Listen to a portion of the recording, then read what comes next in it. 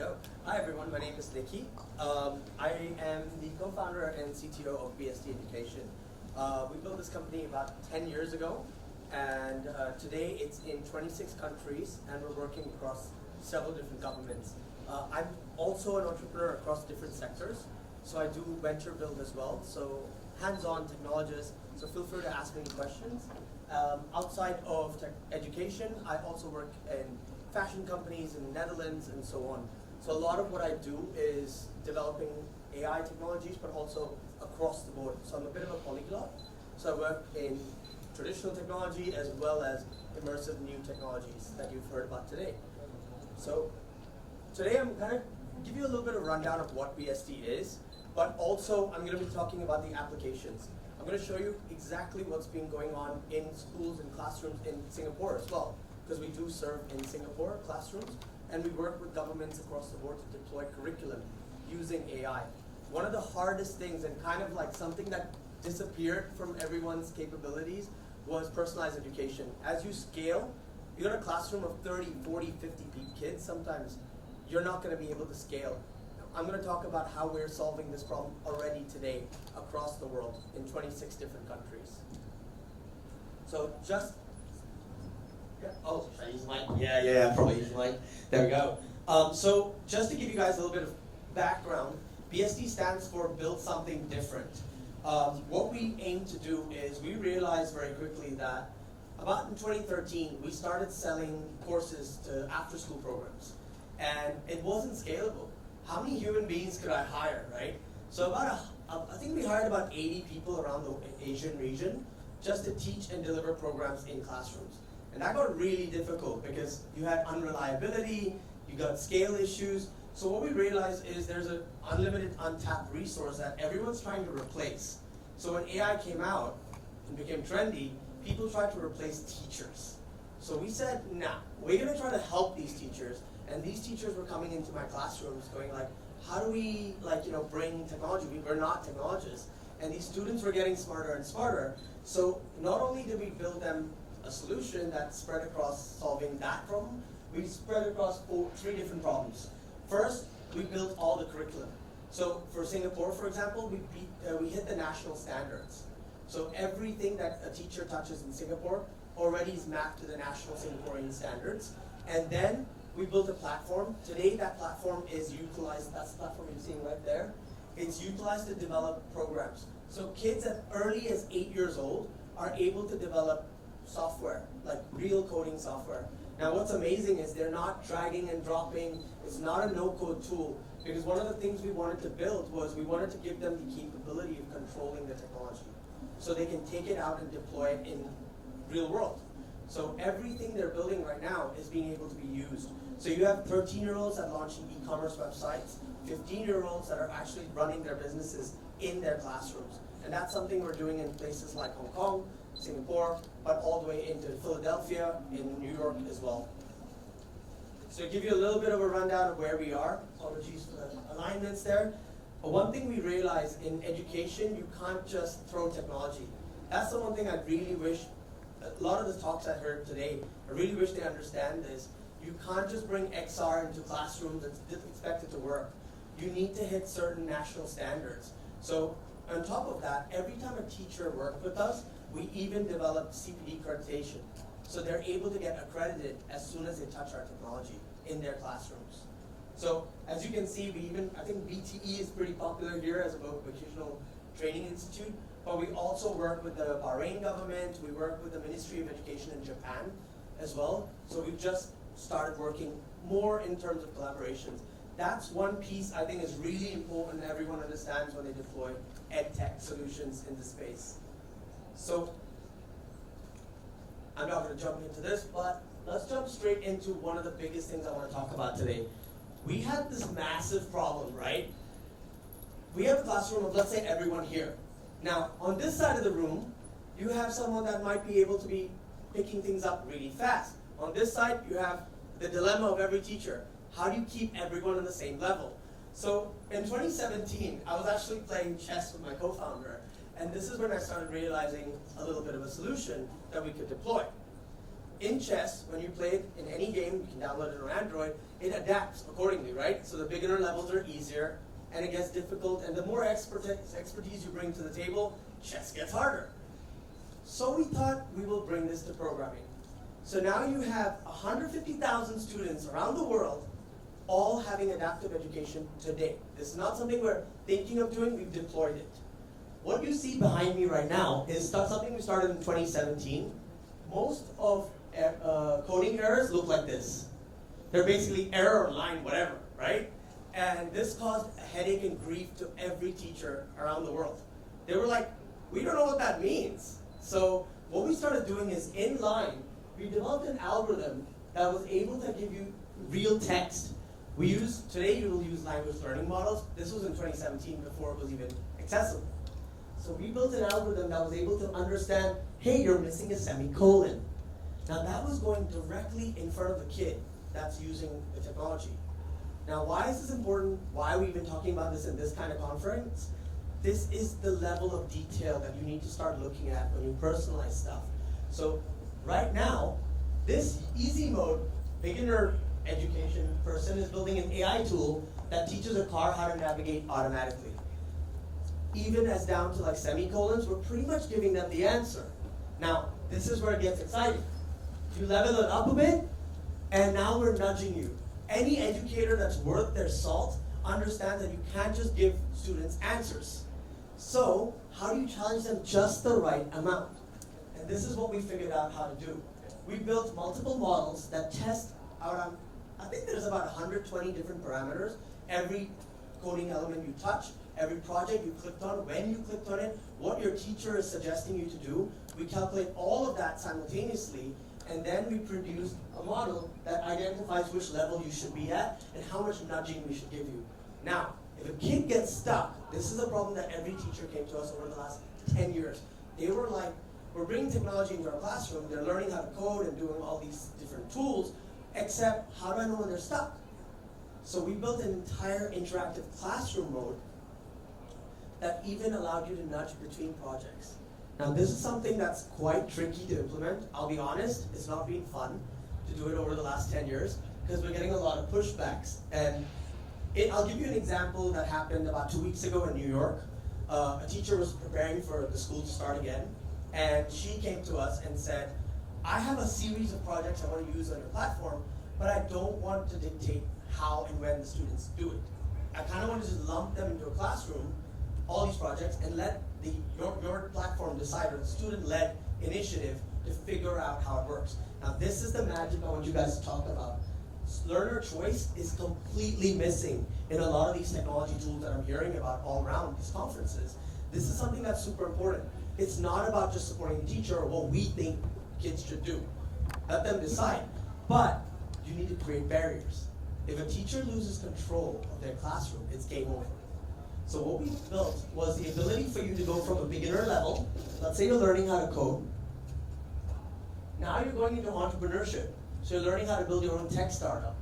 But as soon as you touched artificial intelligence, we noticed that you've developed a pattern. You started picking projects that are particular topics. The AI model automatically optimizes the next project you should touch. But it's all happening in one classroom, so the teacher already built the curriculum. They're just moving into different levels simultaneously. In the back, the teacher is being able to see in one dashboard every step of the way. So she'll have maybe 15 students in one aspect, 10 students in another area, and they're all just checking boxes, which is, let's be honest, a lot of education turns back into checking boxes sometimes. So we needed to build that platform for them as well. But let's step this a bit further. So what we built was another model which allowed us to do basically all these data points. Every project you touch, every pathway you chose. Now this is the part where I want you to start thinking about, if you're developing, any of you are in education especially, you need to start thinking about what they touch along the way. Now all these are not just, hey, we just put them in an Excel file and uploaded it. No, it's all real time. It checks the database, it automatically tracks every single pathway it touches. Now this is the magic in our platform. Earlier, I showed you errors, right? Now I can tell you if a student is particularly bad at a certain topic without even ever meeting the student. I have a dashboard that can tell me that now, and I'm talking about anywhere in the world, anytime. It's on my phone.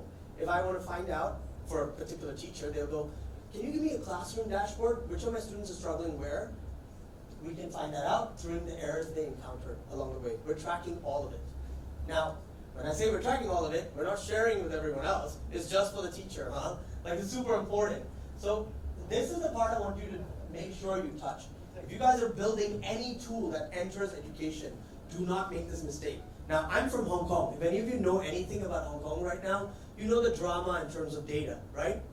We have our little big brother, China, that's complicated relationships between US and China right now. So I want to tell you a little bit about how we navigate that stuff. We have to deploy data regions. So you guys saw AWS outside. We use AWS quite a lot for our platform, but we have multiple regions. So if I'm working with the New York School District, they will not allow any student data to leave America. If I'm working in Singapore, no Singaporean students' data should ever leave Singapore. This includes data processing. Does that make sense? So if I pull it out, I'm already breaking the law. And the GDPR policies in Europe, don't get me started. That's another level of hell to deal with. You have to go through a lot of scrutiny, and you have to get certified to do this. So don't misunderstand this part. When you deploy platforms, I know a lot of edtech companies, oh, we just use OpenAI, ChatGPT. That's all your data leaving to America. That's why it's being banned left, right, and center in other Asian countries. Not many people are talking about that enough. So don't make the mistake we did. In 2020, I found out the hard way, and it cost me a lot of money to restructure my entire platform. So with that, the one aspect that many people are missing is the two-way insight. When a teacher provides feedback, leave room in any edtech product to capture feedback. Now, let's say you're not in edtech, you're building something that's maybe a game or so on. The same thing applies, right? You capture user feedback. But here's the exciting bit. We're developing this new tech today that's allowing me to create content. So what that means is content kind of looks like this in our platform. You have instructions, you have gaps for the student to fill in. You can see, I can't really see it, but it's actually real code. It's production level code. So it's not like, hey, this is simulated and all that. We show them real stuff at the age of 8, and they're not freaking out about it. Then, every time they touch anything, at one click they can deploy that to their phone. No issues whatsoever. And it's all online. They can send it to their family across the world. No problem. But it's something that they have to enable. Do not auto-enable that. You will break another law. So just watch out for that sort of stuff. But here's something exciting. We built a model over the last 10 years where at any point in our platform today, you can go on right now and ask for help. And in under 5 minutes, a human being is going to respond to you. So I've got staff that's working around the globe that will handle that for you. Then I realized I can't scale that. I'm back in square one that I was in 2013.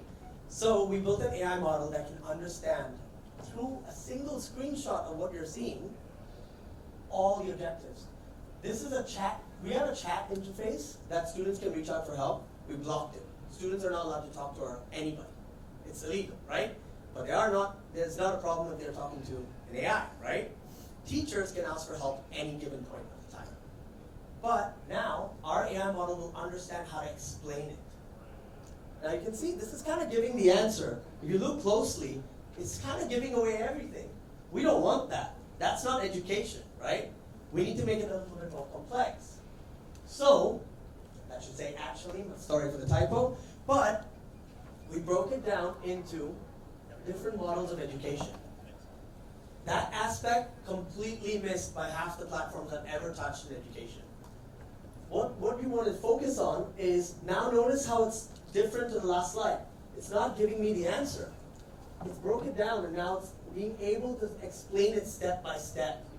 Now this is happening, I'm showing you a bit of a screenshot, but it actually happens in the chat interface for the student. Now you have hundreds of students that are actively getting help in real time, but it's being adjusted to whatever format and style. The teacher has choice. That means if a Singaporean school comes to me and says, we like to teach in this certain way, they click a button and the entire education model adapts. So the way their students get spoken to adapts in real time. And the way the feedback comes in has to match curriculum standards so they can tick a box. Otherwise the government's going to pull the curriculum. So everything has to match all together. And remember, you can try this today. Ask ChatGPT for help. When you're not getting hallucinations, you will also possibly get correct answers. So you can go, hey, but Nickey, you can just prompt it, right? This is the problem.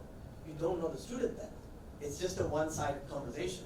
Whereas here, we had to develop multiple APIs that talk internally and externally. So, let's talk a little bit about predictive performance. This is a work in progress. We haven't finalized everything yet, but we're starting to be able to tell.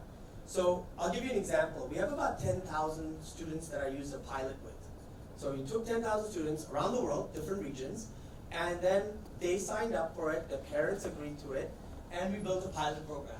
What we did is we introduced assessments that help. There's no assessments, by the way, for coding in high school. There's not much in terms of assessments. So we have to build something that can capture the right data. Now where it gets exciting, we even tracked every step that they touched. Now how it works is if you want to build an app that takes a food order, we'll break it down into 25 steps and we'll guide you along the way, right? We track everything you did in every single step, and then we take the learner and teacher feedback. We merge that together, and we were able to accurately, we got up to 80% accuracy of how a student would perform in a particular type of curriculum. Now imagine the power that brings to the table. You're spending hundreds of thousands of dollars building curriculum around Singapore itself. Imagine how much we can save money if teachers can find out before they even put it in their classroom. It goes, hey, I checked your whole classroom, I know all those kids, you need to adjust this before you deliver it for this year. We're doing that now. This isn't fiction, this isn't some idea that's going to happen in 10 years, we're delivering it now. I ran a pilot with 10,000 kids, majority of which, I'm not going to lie, because of ease of convenience, a lot of them were from the US and Hong Kong, because we had authorization to do that. It was just quicker for us. But we're now going to start offering that as a service across anyone. Now keep in mind, this platform works with schools. We also have training institutes that are using our platform because coding is kind of utilized there too. Now, I think I've got a little bit of time left. So what I'm going to then talk about is collaboration. Now you guys heard a lot about Web3. I walked into Web3 and went, nope. I know harder than anything else out of there. I'm like, the amount of waste that happens in Web3 is ridiculous. So we need to talk about that a little bit. I have investors to take care of, right? And the investors were like, you're gonna drop how much money of ours into going after Web3? A lot of it's rubbish. I'm not gonna lie, right? What am I gonna do? Give a kid an NFT? Happy days. What does that mean? That's something I had to fix. So we figured out we don't want to do this. So we got connected to a company called New Campus. They actually provided us funding. They said, we have all the technology, we have the on-chain platform, but we're letting all education institutes, we'll give you money, but you figure out the best creative way you can implement their profile. Their problem was similar to our problem. We want student agency. So now imagine, have you guys ever had to apply for your certificate from university because you applied for a job? You know that painful process? It takes forever to get you the paper. Now, if you've ever been through that journey before, you know it sucks. The future of decentralization, the whole point is to give you back control, right? So what we did was, all this data that we're collecting about students, we said, why don't we give it to them? They can use it in any way, shape, or form. It's an open protocol. That means any platform that they allow can tap into it. New Campus has an initiative or a sub-company called Open Campus. Look them up, very interesting. We're in the space, they're doing a lot with that. What they do is, they will give you an Open Campus ID. For us, all 150,000 students plus that are on our platform automatically get one. We do it programmatically, right? They all got an Open ID. Then, they now have an NFT that holds all their student data. Now, why is this important? Let me give you some contextualization that's maybe not education. Let's talk about advertising. You guys have you ever been like, checked out one handbag and you get that handbag for the rest of your life? like it follows you. And God forbid you touch YouTube, you watch one child video, I have a baby now. I watched one video and now all I get was Miss Rachel for the rest of my life, right? So this, if you've experienced this before, that's advertising algorithm, right? It's capturing your data and using it for you. So what we did was, we utilized this NFT to then start creating an identifier that represents their data collection. So they can now share it however they want. That's the power of what Web3 and NFT was supposed to do, right? Is to give you back control. Giving me a little teddy bear and NFT ain't gonna solve anything for me, right? It gets discarded in 10 minutes. So that's what the students started caring about, but not at the age of 8 or 10. Do not make that mistake. You need to get the aging right. When they start pressurizing, Singapore is very much like Hong Kong, and I relate because my family was like that. I basically had to have 3 options in my career growing up. You have to be a doctor, a lawyer, or whatever, right? Now, this same thing happens, but you notice when the pressure cooker goes up. It's about 15, 16. Then you really got to start thinking about your future, right? That's when you tap into NFTs and stuff like that. Because that's when they care enough, and plus, the other organizations need to buy in. Don't misunderstand how much work goes into buying in. Why I want to work with people like them is they've already got the buy-in from universities. I don't need to do that. Never try to build your own platform and think it's going to be an easy ride in education. Education moves like turtle speed, even in Singapore. Singapore is probably one of the more progressive places I've been to. But this is something you've got to be aware of.